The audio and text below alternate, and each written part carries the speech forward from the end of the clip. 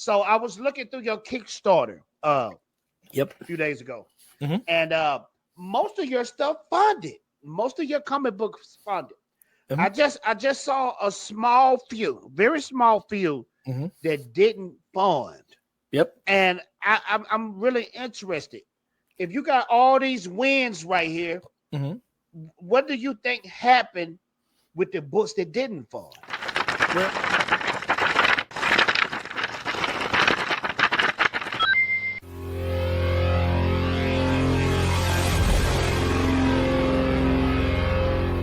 Yeah, that's right, ladies and gentlemen. We're back with another installation of Indie Comic Secrets. Tonight, we got a dope guest, you know. This man here is my man, my friend. We've been doing streams together, you know. We know each other. This man here drops dope comic books from the stories to the art. My man, my friend, Mr. Sam Quinton. How you doing, sir? hey, brother. Thanks for having me on again. Good to see you. Yes, sir. Yes, sir. Good to see you, brother. Let me get This is this what off we so we do, don't have man. any glare. There you go. Now you won't see me Man, like you good, glowing man. eyes and shit. I couldn't tell nothing. I couldn't see nothing, man. Everything looked good. This is what I do, man. I know you, but I want the people out there to know you. So Cool. take us back to Sam's origin. What is Sam all about? How did he get this passion for comic books? Okay. So let's dial the Wayback Machine way back. I'm an older creator. I'm going to be 55 this year, right? So I got introduced to comics in the 70s. And what it was is my grandfather owned a full service gas station. It still operates today. My uncle runs it. And during the day, this was like when I was 3-4 years old, right? I would go up there. My dad was working as a mechanic there. My mom would come in and help with the books, and I would be there, and the rest of the staff would be changing tires and oil and everything. And my grandfather would walk out with me, and we'd pump gas for people, and they'd have me washing the headlights, right? So I'd be out there from 3 years old washing headlights and tail lights, you know. And then when things got slow, I'd be inside with my grandfather, my mom, or my dad, or depending on what was going on. And my grandfather would take and send me over. He'd walk with me, or my dad would go, or my mom would go. There was a little grocery right across the street, and we'd go over to the rack, and I'd get a comic. I couldn't read, so because I was 3-4 years old. And so my grandfather, when I came back over, he'd sit me on his lap and he'd read the comic to me, or if he was busy, my dad would or my mom would. And so we'd go through and we'd read comics, you know. And usually I'd get like maybe 2 comics a week, something like that. Or if I was a real pain in the ass, I might get 1 or none. But I would basically read Superman comics, every once in a while a Spider-Man comic, you know. Yeah. And throughout my life, whenever I had the opportunity, I would pick up comics. So put that in perspective, when I went to college, my first time at college, I only did 2 years, and I went to pursue my first career. But I would go and I would make trips out to the comic shop, you know, and get the comics I like. During the 90s, when I was working as a civilian contractor, I would grab some comics before I got on the plane to fly wherever I was going. So I'd have something that I could, you know, enjoy. And so I could tell you there was times we'd be someplace doing something, or we'd be, you know, in a helicopter or something, you know, and be pulling out a comic out of my ruck and reading that and passing it around to other guys on there. And always enjoying it, man. And then towards the end of the 90s, I'd gotten married, and I kind of didn't have time to do a lot of reading. But then in 99, I opened my own comic shop. Okay, I didn't know this. Yep. And so I ran it, and then my wife and I had some marital issues, and I sold it to a buddy of mine. Yeah. And then when I got divorced, I went back to work as a civilian contractor for a while. I got injured pretty good, in a, you know, well, it's a bad injury. Let's put it that way. Yeah. And so I came home, and I went to work for my buddy who owned the comic shop now that I had started.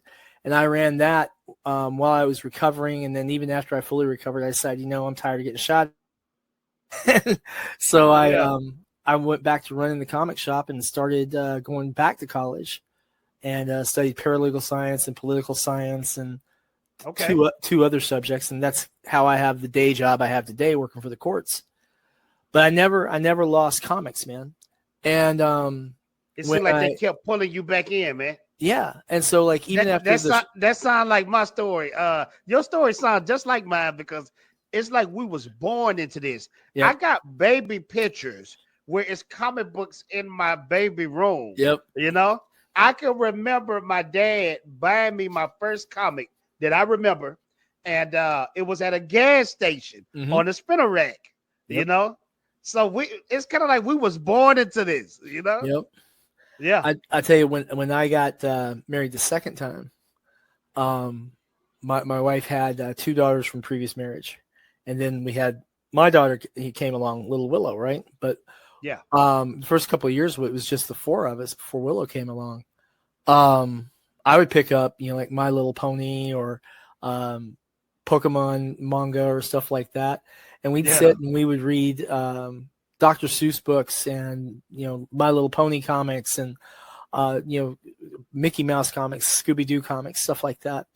Yeah. And same thing with Willow and my youngest. And now that I'm divorced from her mom, she lives with me. And so in her room, she has a 4-shelf bookshelf, and it's got like 30 My Little Pony comics in there. She's got a handful of Pokemon. She's got the entire My Hero Academia run. She's got Spy Family. She's got Scooby-Doo comics, you know. Okay, I don't so have she got that passion you have, huh? Yeah, and she doesn't have like nothing's bagged and boarded. The only thing she has bagged and boarded is the stuff that I made. And she's like, I need a bag and board for it, Dad. And so they've been sitting there in bags and boards laying on the shelf. But yeah, she's a voracious reader. I tell her she has to read a half an hour a day. And we've been doing that since first grade. Yeah. And so she reads really, really well. She's a really strong reader, because you know you do anything long enough, you're gonna get good at it, right? And she gonna love it forever, because my mom used to do that to me. Like over the summers, she would literally drop me off at the library, and she'll say, "I'll pick you up in a few hours," and I didn't have no choice but to read. Yep. And now I got a love for it, you know. It'll get you, man. It'll get you. It'll wrap up into your heart, and you get looking forward to the next adventure. You know, at the end of this last school year, I had her reading 20,000 Leagues Under the Sea. That was one of the books I had to read in middle school. And so she just started middle school this year, and so we're going to be reading Journey to the Center of the Earth, and then that's another one I had to read. And then we're probably going to start. The only reason why I read them is because in Texas we had this thing called the Blue Bunny Club, and you get points for reading them. And see, 20 Leagues Under the Sea was like the biggest points, like out of all the books. That's a long book, man. It is, but you know, I started enjoying it. Captain Nemo and his adventures, and then when I saw League of Extraordinary Gentlemen, the movie, I'm like, okay, I read about him. You know? Yeah. Dorian Gray and all of them. I'm not gonna turn her loose on Dorian Gray for a while, but she's we're gonna have her reading Journey to the Center of the Earth, and then we'll probably do after that one we'll probably start her on Harry Potter and get through the Harry Potter series. Maybe do one of those a year or so, something like that. I've been thinking about kind of dabbing into the novels, because I can remember when I was young, middle school, we had these things called book fairs. You remember book fairs? I go to every one of my daughter's book fairs. Well, I remember when Harry Potter first came out, that was the biggest thing. Harry Potter. And I'm like, what is this? I'm reading Spider-Man. I'm reading Captain America. Who is this little boy on the road? Why is they so excited about that? You know? Who gashed his head up? Yeah. Yeah, but I want to say this too, man. Kudos to you, man, because single fathers are out there, Yep, and yes, they take care of their children, you I know, believe it. and they She don't get has enough record. Yes, sir. she comes to the conventions with me, and so Uh huh. she'll sit there and she'll get like little indie books sometimes if they're age appropriate, or she'll Uh pick huh. up like little handcraft toys and different jewelry and stuff like that. And Yeah. then she'll work at the booth with me, and we usually have like a deal that we make at the beginning of the con. Like if we hit so many dollars in sales, Uh huh. then she can pick out like a big steak at the grocery store or something. And I'll grill her up a big steak or whatever she Yeah. wants, right?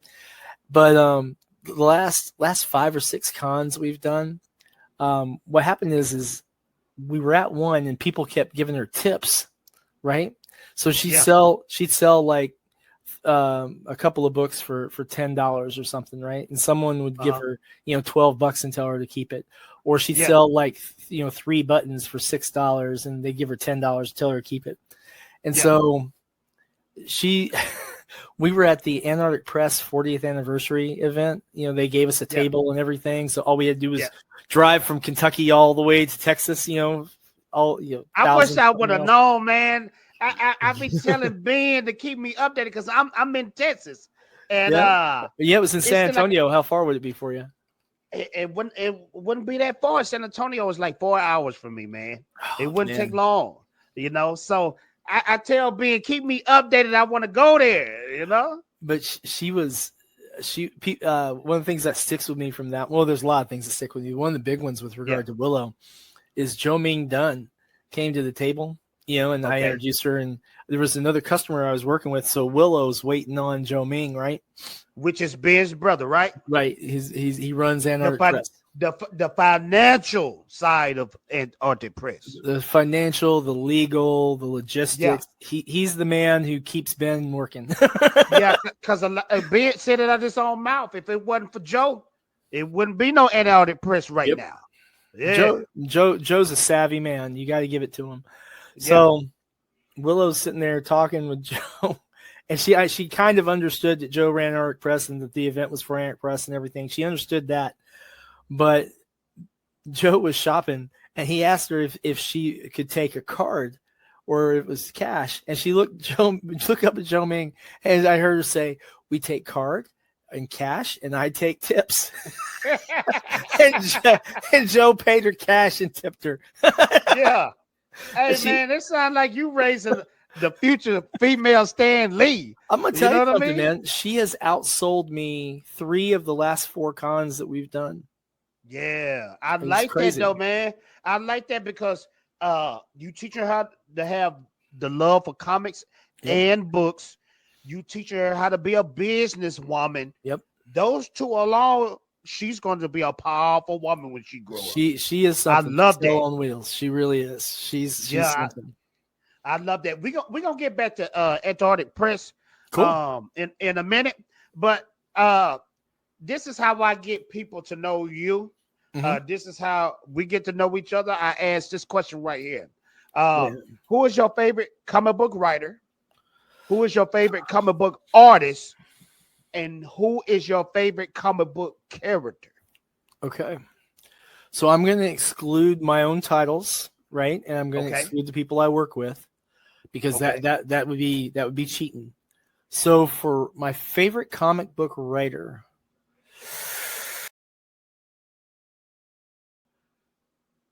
and you can go with the legends if you want to.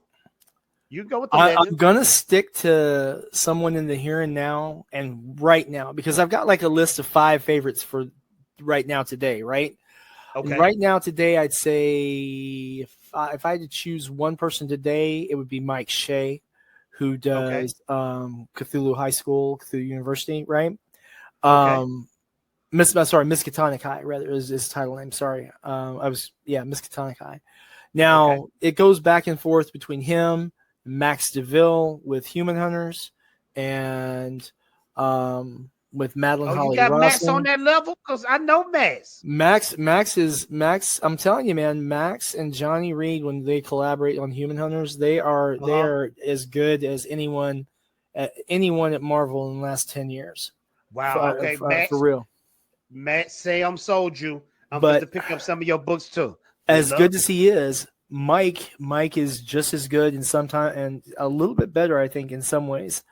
But Mike Shea, and then of course Madeline Holly Rossing, and Mike Shea, Madeline Holly Rossing, and Max and them. It's kind of like this, It depends on how I'm feeling. But those are, I think, my three favorite writers, really. But right now, today, here and now, Mike Shea, Miskatonic High. Okay. My favorite artist that I don't work with. Okay. Because, and this is, I have to say that because as legendary as this man is,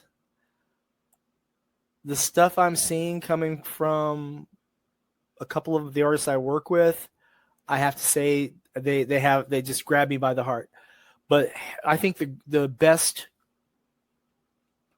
working comic book artist today outside of those has got to be Billy Tucci. Billy Tucci. And I say that because, one, most artists on their best day can't match Billy panel per panel, like on Billy's mediocre day, right? But Billy, Billy has that really hardcore work ethic that he brought with him ever since he left the Army. Yeah. And when he's getting stuff done, he's getting stuff done. He's putting down the lines. He's making sure that the flow is there, and he's doing fantastic work. So yeah. Billy Tucci as far as artists. My favorite. I got introduced to him with he did a lot of work with Top Cow. Yep. Image. And he was always one of my favorites. If I seen him do a book, anything I'm picking it up. Yep. Same. I've got a she print on my wall in my office. It's the only print in my office that isn't from one of my books. Wow. Yep. And it's because it's Billy Tucci, man. Favorite character? That's tough. It's either Arya from Avalon Studios from back in the late 90s, or it's Rom the Space Knight from the early 80s. That's a hard call. Okay, is that the chick with the what she got like armor? No, you're thinking Witchblade. Okay, I am thinking Witchblade. Yeah, Arya is more of a. But I remember Avalon Studios though. I remember Avalon Studios. Yeah, they did. Arya was the big one with them, and she's kind of a fairy mortal hot chick with a lot of really amazing abilities that were very subtle. You know what I'm saying? Okay. I won't spoil too much, but if you get a chance, get the digital. It'll be. I think it's like $3 or something for the digital, or you can usually get the comics for like $1 and a $1 bin, or sometimes less. Yeah. And the art in that, the art in those books is some of the best that you're ever going to see anywhere. Like the introductory story arc, not Block and Noir, but the introductory story arc, which I don't remember the name of it right off the top of my head. The artwork in that runs neck and neck with Berserk as far as art, as far as art quality. I mean, those two are punching in the same weight class. That's like Tyson in his prime versus Muhammad Ali at his prime. You see what I'm saying? I mean, they hit that hard. Sam, you're a good salesman, man. I got to pick it up now. If it's on the level of Berserk, I got to check it out, and I believe you. No lie. Now, the Black and Noir books are a little more simplistic on the art style. They're still really good, but the first one, if I don't remember, of course I don't have it out, but if you get a chance to, man, definitely get into it because it's freaking gorgeous. Gotcha. I'm gonna most definitely check it out. Like I said, you're a good salesman. Art by Jay Anacleto. Okay, I'm gonna check it out. Sam. Yes. Help me say this name right. I want to get your company right. Sinopa? Yep. Right in one. Sinopa. Yep. Okay. Now I've been studying Sinopa Publishing. 2 books that stood out to me. Now I know you have an array of books under your belt, but these 2 books stood out to me. Reign of Ages, Mm-hmm. and I hope I get this right. Tibber. Tibber? You just froze for a second. You said Reign of Ages and the screen froze. Do you see me now? Am I moving? Yes, I see you now. Okay, yeah, this is StreamYard, man. It Okay. does that from time to time. Okay, Reign of Ages Right. and Tibby. Tibby and her time traveling psychedelic mushrooms. Yeah. Yes, and I got both of those books. Enjoyed them. Mm-hmm. Can you tell the people about your company, and can you tell the people about those two books right there? Certainly. So Sonopa Publishing, I founded it in 2017. The object being to build a company that would mean something that I could leave to my kids one day when I pass on. We make role-playing game books and comic books. The last 12 months have been pretty slow. We've had a lot of family issues. We had my stepfather died and a few other things happened, but we're getting back into the swing right now. As far as the comics, we started comics in 2019 with 47 Furious Tales. We then added Reign of Ages in 2020 or 2021. Actually, Reign of Ages issue 4 is going to come to Kickstarter September, I think. So next month or maybe October. Nick Capone's finishing it right now, so we should get to see that. Dope. I gotta get some from Nick too. Nick is dope. Nick, not to cut you off, but Nick brings me back to that feel good late 90s, early 2000 art that you see in the comic book shops. And that's where a lot of his inspiration comes from. Now, Nick, among other things, his primary work is as a comic colorist. He's also teaches at the Kubert School, the most famous comic book school in North America. And it seems like everybody that come out that school, they're dope. Their work is amazing, man. Most of the people I work with come out of the Kubert School. Now, we've got some really fantastic people who didn't, like Sandra Cole, Lotus Blair. I mean, some amazing, amazing talents. But that being said, these guys are really good. I mean, just really good. But really Nick, colors for Dynamite and God, everyone else colors for me, colors for those are big indies right there. Dynamite, Boom. That's a Mad Cave. He colors for freaking everybody, it seems. Yeah. Now on top of that, he's drawing his own book, and then he's co-creating Reign of Ages with me. Yeah. Just a really tell us about Reign of Ages though, because I've read it. Mm-hmm. Art, story, fantastic. So what was your inspiration about? Because when I'm reading the book, I'm getting vibes like you ever seen this old anime called dang, how did I forget the anime name? It's an old fantasy anime. Okay. It's like one of the most Those Who Hunt Elves. Is that it? Those Who Say Hunt it again? Elves? Is it Those Who Hunt Elves, or is it? It's old. It's like 80s. Record of the Lotus. Records of Lotus War. Yeah. I'm getting vibes of Record Lotus War. Was that your influence? Well, or it wasn't. It not directly. What we had. Okay. The funny story about Reign of Ages is that Nick and I had been working together for 3 or 4 years, something like that.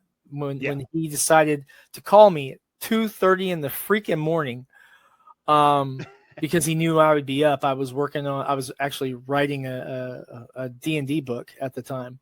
Okay. And forget the fact it was like a Wednesday. And I had to be at work up for work at 6 in the morning. But he calls me at like 2:30 in the morning. And he's like, dude, I want to do a book with you. You write, I'll draw, it'll be great. I'm like, okay, what type of book do you want to do? He's like, I don't know. Something with bad girls in it. I'm like, okay. So do you want to do sci-fi, fantasy, horror? He's like, I don't care. I'm like, okay.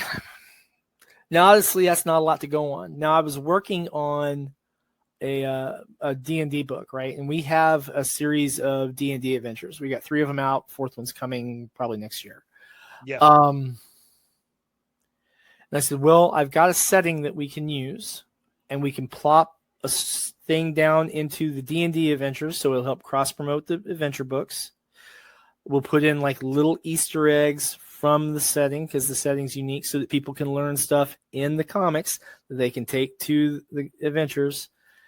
And we'll make it a hot elven chick, badass. We'll do some like heavy metal meets something else, and that's the vibes I get too. Maybe heavy metal meets like ElfQuest or something like that, right? Which is something that a lot of people kind of put out there. Yeah, I can see that. Yeah, it's okay. We'll do it continually as long as we can, right? But we got through 3, and we figured out that our first main story arc, we were going to have it originally to stretch it out to 6, but we've squeezed issue 4 and issue 5 enough that we can finish the first story arc, which is the Blood and Stone story arc. So issue 4 is coming, and what it is this is our black and white dark fantasy story following the adventures of Rain Almathir, the last surviving member of an ancient order of elven mystic warriors who were tasked with defending the queen and country of the ancient elven empire. And due to events that happened in the first book, she becomes petrified and is basically frozen in stone for untold centuries until she's awoken through the actions of a trio of adventurers. And so when you say petrified, I'm thinking she's scared, but she was like turned to stone. Yeah, like turned to stone. Yeah. Gotcha. And we have sprinkled in like little comedic one-shot little things. Like there's what Nick Capone lovingly refers to as the boob kick in the first issue. And in the second issue, when one of the adventuring ladies sets her own ass on fire by accident. And a few other things like that. But it's a book that's meant to be just fun and entertaining and introduce you to the world and have this great sword and sorcery kind of vibe to it. And then once we finish up with issue 5, then the next one we're going to shift to the storytelling, so it's more like Tibby, where Tibby, every book is its own fully contained story, so you don't have to hunt stuff down.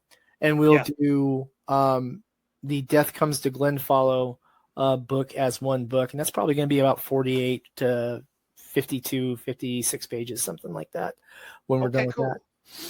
So I like how you describe Tibby though. So Tibby's is pretty much going to be one shots. Yeah, I mean you'll have fully contained episodic stories in each issue. We failed to fund Tibby issue 2, so we're going to relaunch. Okay, that. Now hold on. That was going to be my next question. Sam, I like you, man. You think like me. This was my next question. So I was looking through your Kickstarter a few days ago. Mm-hmm. And most of your stuff funded. Most of your comic books funded. Mm-hmm. I just saw a very small few that didn't fund.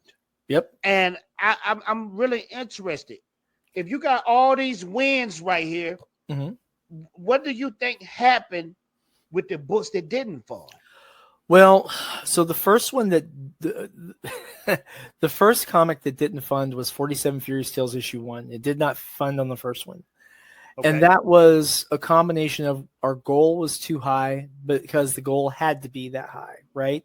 Okay. And so when we relaunched it, we took a few months. I raised some more money through sale of, our RPG stuff and things like that and art prints. Put that money into there, and that lowered our goal that we needed. I think we funded that at 6,000 or something like that, or 5,000. Basically cut the goal in half. Managed to get funded. So when we went to 47 Furious Tales issue 2, I did a lot of the same thing, and I went to get the funding goal down, and we still needed I think we needed 6,500 or something like that, and we failed to fund on issue number 2 for the first time. So give it a few months. Get some more pages done by, still selling stuff, selling a lot of 47 Furious Tales issue 1. Go back and relaunch it, and we fund. Okay, cool. Come into issue 3 and just sold as much as I could in advance, got as much stuff paid for ahead of time, brought the goal down, and we still fell short. And that was just devastatingly heartbreaking. So went through and took a couple of months and busted my absolute ass and got it down to where we only really needed to fund the press run. And I think we still had to pay for there was something else we had to pay for, the press run, and the lettering. Okay. And so our goal was pretty small. I'd already told the letterer I was just going to pay him out of pocket, wasn't worried about it. So I just slapped like a $500 goal on it. We funded in like that because of course we did. And then we went through and we made, pretty good amount of money on that to, get the press runs done. And I tend to print heavy. We'll talk more about that later, but got that done. And then as far as with Tibby, normally with me, everything that I make goes into the next book, right? But in 2024, I caught COVID, and I remember that, bro. That messed you up for a while, Sam. Yeah, I was in. I can remember that, man. Every time we were streaming, you had that cough, and you said, "I'm not feeling good, guys." Yeah, couldn't get through it. I'm glad you made it through, brother. You had me worried. I was like, Sam been sick for months now. Well, the thing is after I had COVID, I finally got over COVID. And I had COVID. I was down for like 6 weeks. I'm telling you, man, you was out for a long time. And then I got pneumonia 2 weeks after that, and I was laid up for another 5 weeks. Yeah. And then I finally shook that, and like literally 3 weeks later, I came down with a viral bronchitis. And I remember, Sam, I knew it was some months. You had a cough, like you couldn't shake it. I was literally messed up. I think it total like 6 months in all. I was pretty messed up. And that's I basically, since I own the company, I had to use a lot of company money on medications and co-pays and stuff like that. So the money that would have gone into like making Tibby and Her Time Traveling Psychedelic Mushrooms issue 2 didn't. And so instead of having like a $4,000 or $5,000 goal, we had to have a $10,000 goal. And we still haven't really recovered yet from that setback, but working on it.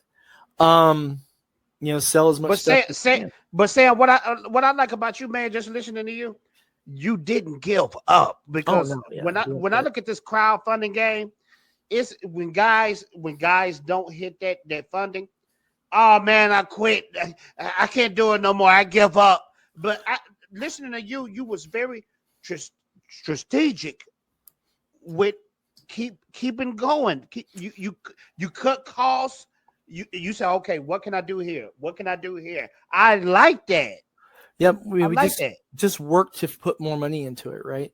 So the thing is like I don't, except for like we just said here, where the company basically paid to keep me alive.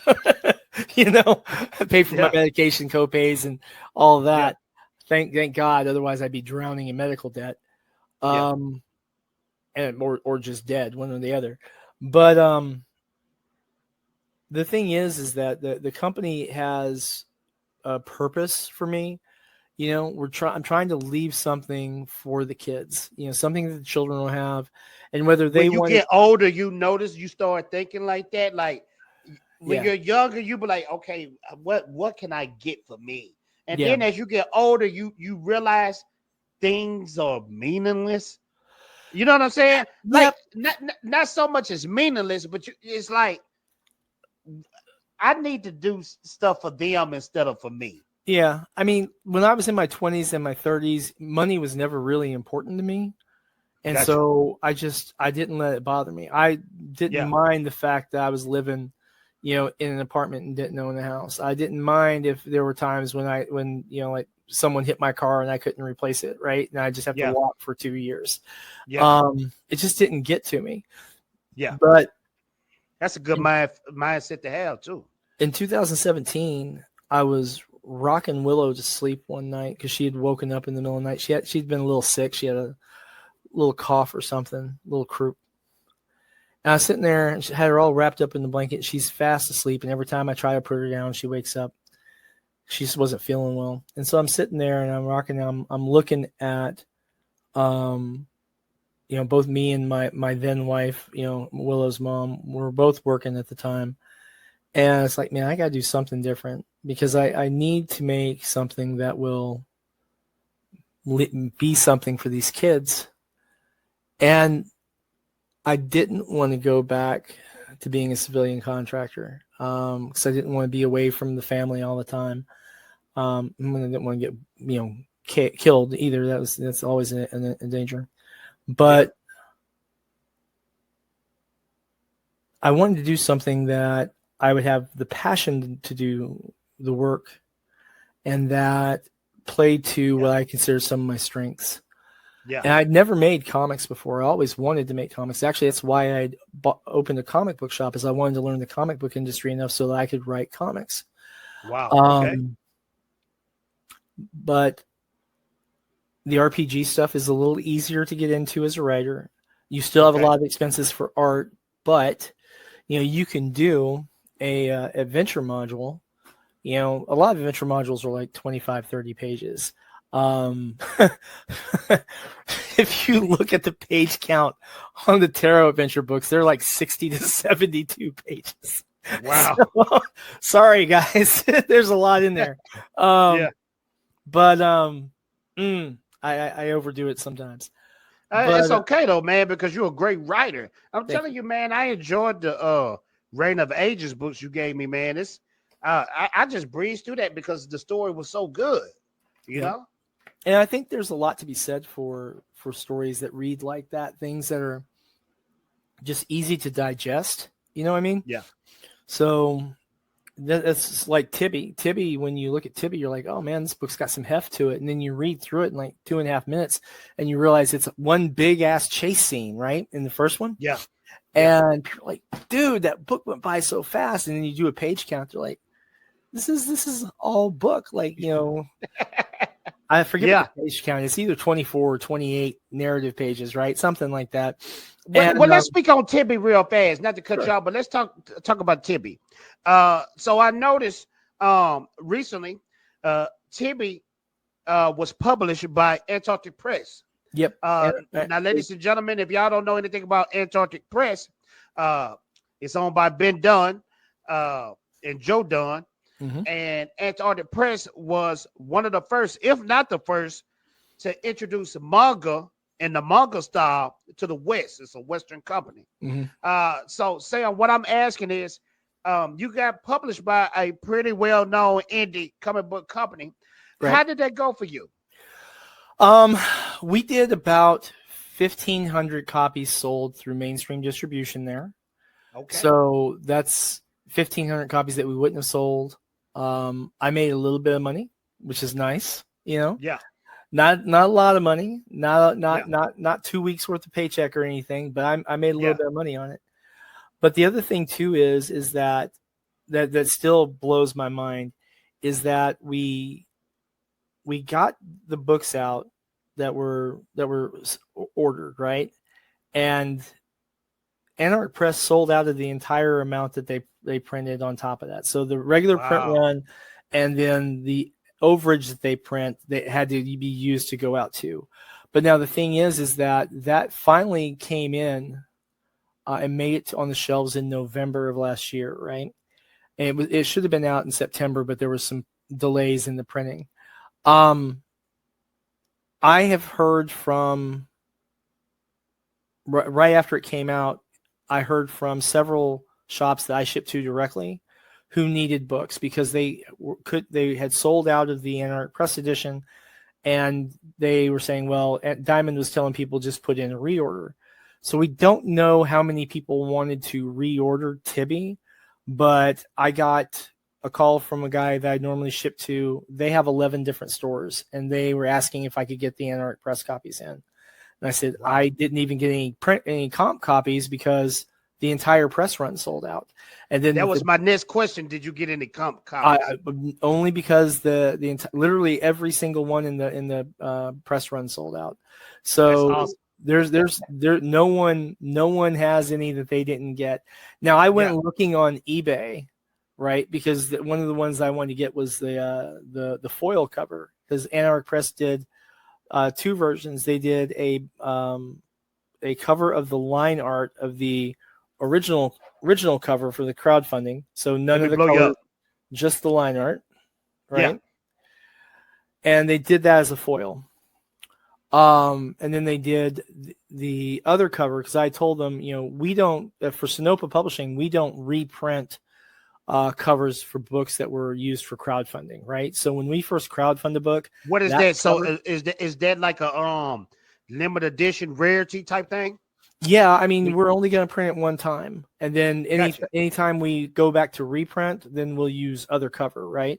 So, for example, 47 Furious Tales issue 1, we only printed 500 copies, and I really, really, really regret that. I wish I'd printed like 5,000 or 6,000.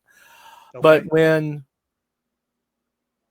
we printed our second press run of that in 2019, I printed 3,000 copies. And I think we've got a couple hundred of those left. And when those are done, I'll go ahead and print. I'll get Alexia to do another cover. And I think if I have the storage for it, we'll probably do 5,000 or 6,000 on that press run. And I realize everyone who's hearing this thinks Sam's a freaking lunatic. The thing is this goes back to like the business strategy thing, right? So when I am printing, I am trying to get my economy of scale. And what I really want is to get to a volume where my books are at or below $1 each to print. Because at that point, when I ship to the stores I directly sell to, I'm profitable. And they're able to put books on the shelf and be profitable themselves, and they can put the books on at $4 or $5 and do that just fine. Now, some stores don't do that. Some stores say, hey, it's an indie comic. There aren't a lot made. It's $7 or $9, whatever. That's on them. But when I ship it to them, they're usually getting it like $2.50 or $2.75 or something like that. The key thing is being able to get the numbers printed to bring that economy of scale to force. And so that doesn't sound like a lot, if you say, hey, you get 3,000 books printed and you're making, $1.50 a piece or whatever, and it takes you like 2 or 3 years to sell them. But the thing is that I realize the expense on the taxes as an operational expense on the year that's paid. And so everything that we sell weighs against that. And it actually brings the profit level down. Legitimately, no tomfoolery or anything. It brings our profit amount down, but then we've got our leftover inventory, which we still have to pay taxes on. But that isn't actually that bad of a deal. And so then when you turn around the next year and you're selling, okay, I've got 2,800 copies of 47 Furious Tales issue 1, and I've got 3,000 copies of issue 2 or whatever. And then when you go through and you sell through that and you sell through that and you're weighing that against the cost of the expenses that you're putting out to put out other books and whatnot. And so now here we are and it's 2025. And so when I've got 47 Furious Tales issue 1, issue 2, issue 3, Necroholic issue 1, I'm sold out of issue 2, I'm sold out of issue 3. Reign of Ages issue 1, I'm almost sold out of issue 2, and I've got an extra box of issue 3. And then Tibby, right? Now when we printed Tibby, we printed 5,450 copies. We printed 50 copies that were holochromes through Comics Wellspring, right? And I kept 3, one for me, one for my son, one for my daughter. They're set aside here. And then the other 47 have sold. And then we printed 400 Virgin variants. I think we've got about 180 of those left. And then we printed 5,000 with the trade dress. And this is this cover right here with the trade dress. And see, a lot of people out there, a lot of people watching, they'll think, oh, those are big numbers. But you got to understand, the bigger the numbers, the better for you. Right. When it comes to printing. Right. So to give you an idea about what that meant, the 5,000 copy press run, we paid 93 cents a book. Okay. Multiply that by 5,000 and you'll see where we were at. The 400 one, we had to do that as separate because it was a Virgin variant and our printer doesn't just swap out covers. But even then, because again, I have a pretty respectable discount with them. We got it, I think, at like $1.25 or something like that for 400 of them. So we paid about, I think it was $507 or something like that, all said and done, including shipping and everything. Okay. And then comparatively, the 50 that we got of the holochromes, that was, I want to say $670 for those, because the holochromes are just like, $12, $13 plus shipping, right? So Yeah. it was much more pricey. But we're down Is Commerce to Wellspring good with those covers? the holochromes they do are spectacular. Because I got a guy, he's good at everything except those foil and holochrome covers, The holochromes Because are absolutely fantastic. They did a great job. okay, let's see what you got for us. Like you searching for it. I was looking for something else because we did a test print on metal covers, and I think I have them locked up downstairs. So I'll have to prep that the next time. I remind me next time that we're going to do this, and I'll find the metals. It's definitely going to be a part 2. Sam, let me ask you this though, man. Mm-hmm. The crowdfunding game. Yeah. Like what are your thoughts on it? Is it pretty good? Can you see it lasting in the future? Do you think certain creators out there have ruined it for other creators as far as being late on books? What are your thoughts on crowdfunding? Hey, if you want to see what Sam has to say and see the rest of this interview, make sure to join the Fatal J Patreon. Link in the description below. You had the best work on the tape. Unbelievable. Oh, you playing it? Now listen.